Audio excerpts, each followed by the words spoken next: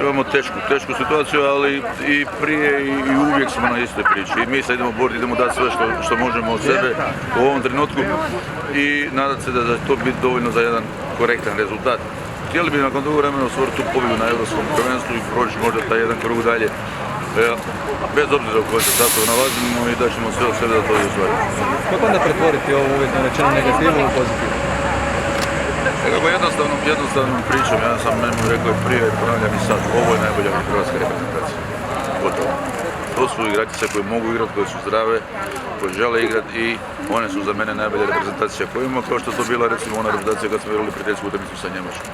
Jednostavno, radit ćemo ovih 7-8 dana koliko nam je ostalo na taktičkim sitnicama, nećemo.